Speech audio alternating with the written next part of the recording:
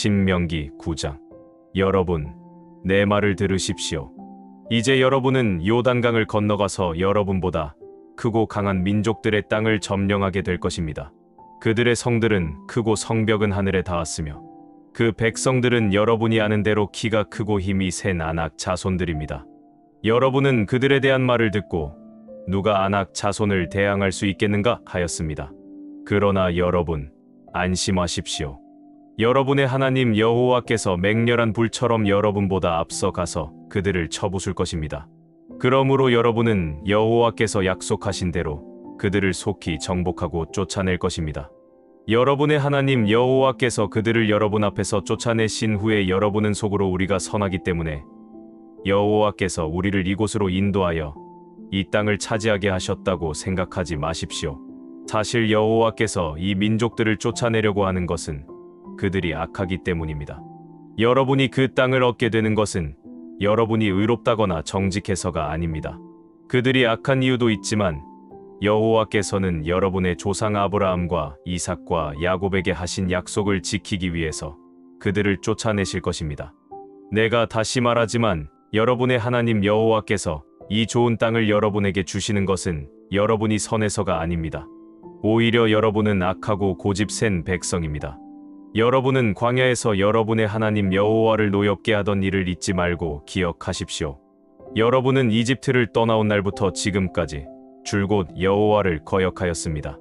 여러분이 시내산에서까지 여호와를 노엽게 하였으므로 여호와께서는 몹시 분노하셔서 여러분을 죽이려고 하셨습니다.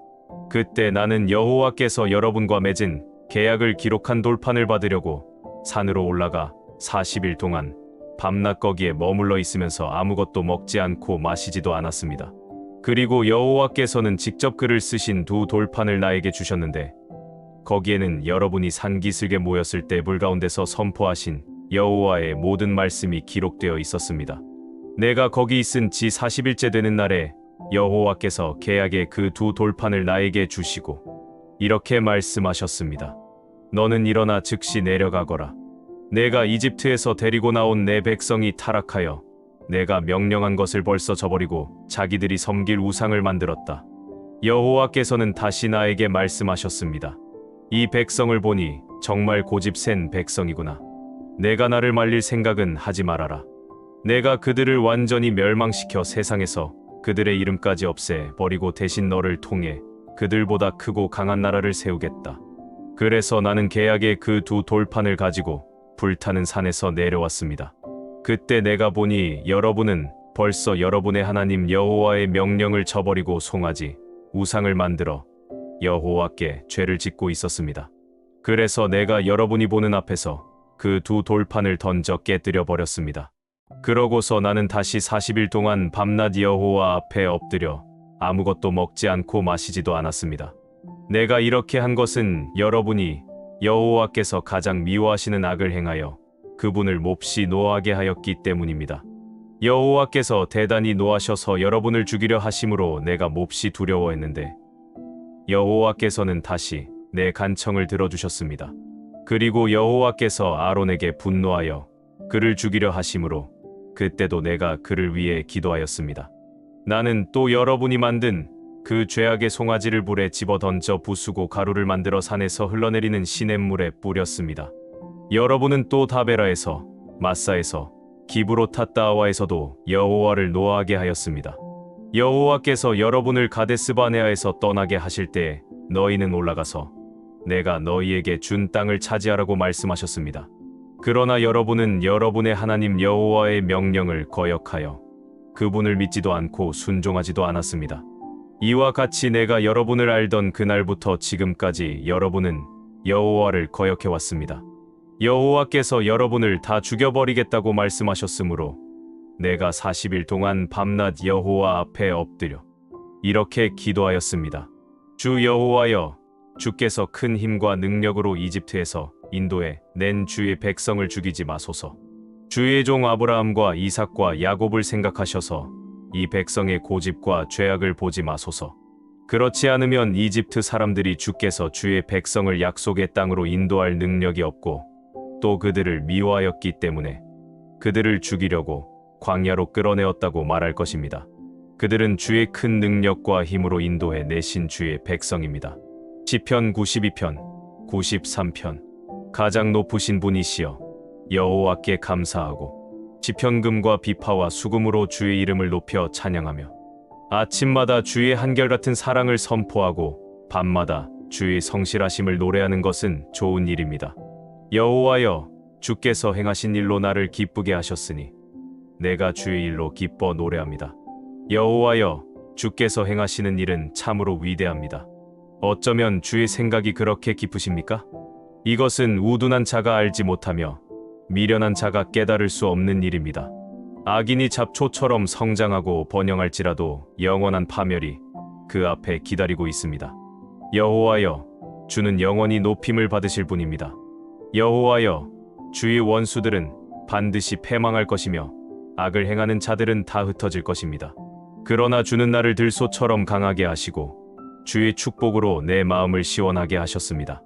나는 내 대적이 패하는 것을 목격하고 나의 악한 원수들이 도주하는 소리를 들었다. 의인은 종려나무처럼 번성할 것이며 레바논의 백향목처럼 성장할 것이다. 그들은 여호와의 집에 심겨 우리 하나님의 뜰에서 무성하게 자라는 나무와 같다. 그들은 늙어도 과실을 맺고 항상 푸르고 싱싱하여 여호와는 정직하시다. 그는 나의 반석이시며 그에게는 불의가 없다 하리라. 여호와는 왕이시다. 그가 위엄의 옷을 입고 능력의 띠를 두르고 다스리시니 세계가 굳게 서고 요동함이 없구나. 주의 보좌는 옛날 옛적부터 굳게 섰으며 주는 영원 전부터 존재해 계셨습니다. 여호와여, 바다가 소리를 높이고 높여 큰 물결을 일으킵니다. 높은 곳에 계신 여호와는 폭포 소리와 바다의 큰 파도보다 위대합니다. 주의 말씀은 확실하고 주의 집은 거룩하며 영원합니다. 이사야 37장. 히스기야 왕은 그들의 말을 듣고 자기 옷을 찢으며 삼배 옷을 입고 기도하려고 여호와의 성전으로 들어갔다. 그러고서 그는 궁중 대신 엘리야김과 서기관 셈나와 나이 많은 제사장들에게 삼배 옷을 입게 하고 그들을 아모스의 아들인 예언자 이사야에게 보냈다. 그래서 그들은 이사야에게 가서 히스기야의 말을 이렇게 전하였다. 오늘은 고통과 책망과 지옥의 날입니다. 우리는 아이가 태어날 때가 되었으나 대산할 힘이 없는 여자처럼 되었습니다.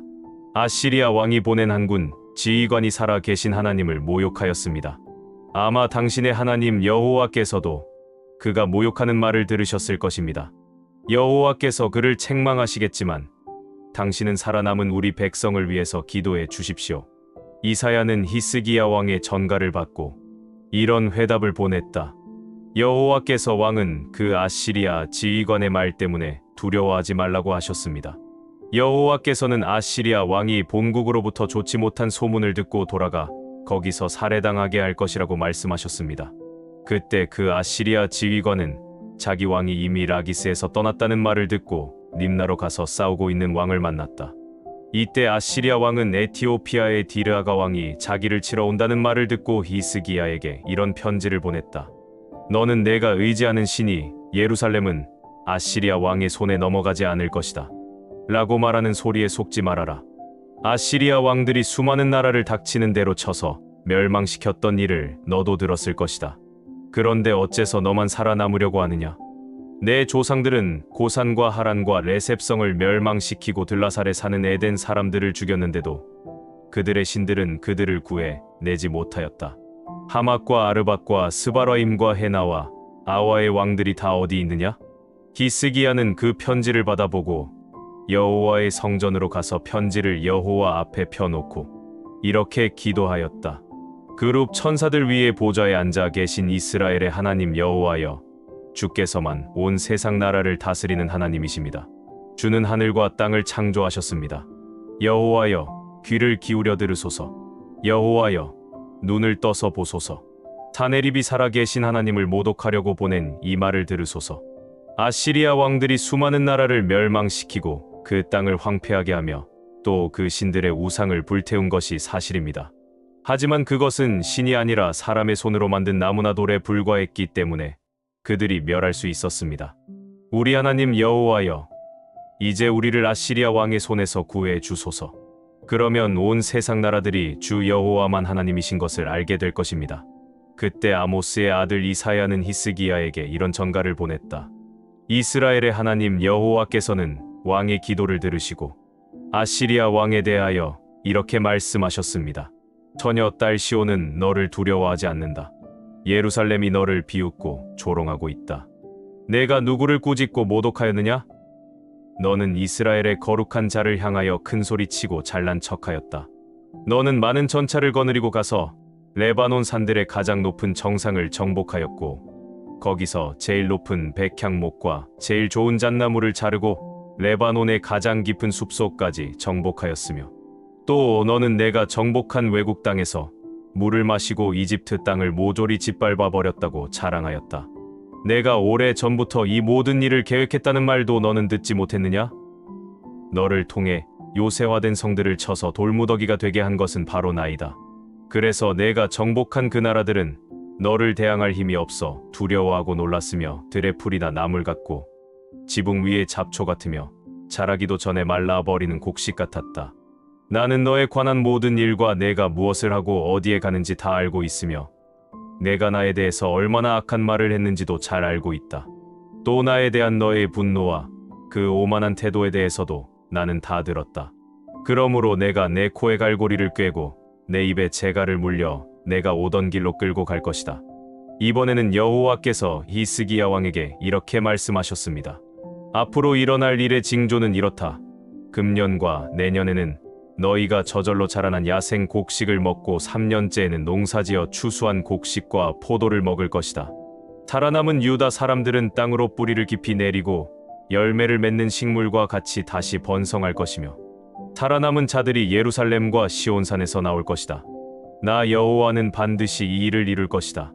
그러므로 여호와께서는 아시리아 왕에 대하여 이렇게 말씀하셨습니다.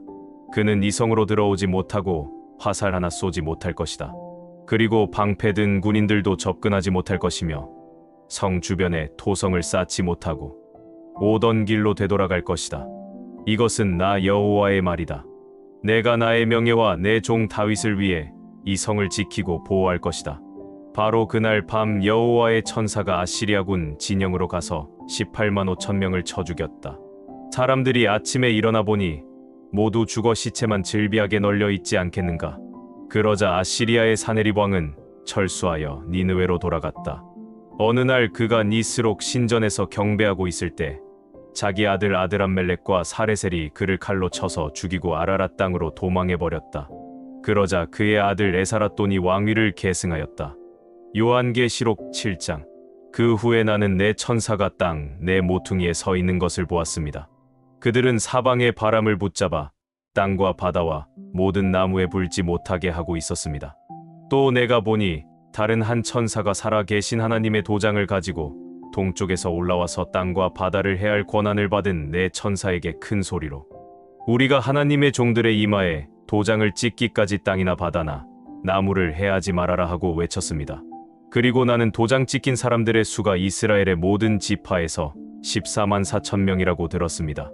이것을 각 지파별로 보면 유다 지파에서 12,000명, 르우벤 지파에서 12,000명, 갓 지파에서 12,000명, 아셀 지파에서 12,000명, 납달리 지파에서 12,000명, 므낫세 지파에서 12,000명, 지므온 지파에서 12,000명, 레위 지파에서 12,000명, 이사갈 지파에서 12,000명, 스불론 지파에서 12,000명, 요셉 지파에서 12,000명, 베냐민 지파에서 12,000명이었습니다. 그 후에 내가 보니 국가와 종족과 언어를 초월하여 세계 모든 민족 가운데서 아무도 셀 수 없는 엄청난 군중이 나와서 흰 옷을 입고 손에 종려가지를 들고 보좌 앞과 어린 양 앞에 서서 큰 소리로 구원을 주시는 분은 보좌에 앉으신 우리 하나님과 어린 양이십니다 하고 외쳤습니다. 그러자 보좌와 장로들과 내 생물의 주위에 섰던 천사들이 모두 보좌 앞에 엎드려 하나님께 경배하며 아멘. 찬송과 영광과 지혜와 감사와 존귀와 능력과 힘이 우리 하나님께 길이길이 함께하기를 바랍니다. 아멘 하였습니다. 그때 장로 한 사람이 나에게 이 흰 옷 입은 사람들이 누구며 어디서 왔는지 아십니까? 하고 물었습니다. 내가 모른다고 하자 그는 이렇게 말했습니다. 이들은 큰 고난을 겪었고 어린 양의 피로 옷을 희게 씻은 사람들입니다. 그러므로 그들이 하나님의 보좌 앞에 있고 밤낮 성전에서 그분을 섬깁니다. 그리고 보좌에 앉으신 분이 그들 위에 천막을 펴실 것이며 그들은 다시 굶주리거나 목마르지 않고 해나 그 어떤 열기에 상하지 않을 것입니다. 이것은 보좌 가운데 계시는 어린 양이 그들의 목자가 되셔서 생명수샘으로 그들을 인도하시고 하나님이 그들의 눈에서 눈물을 씻어 주실 것이기 때문입니다.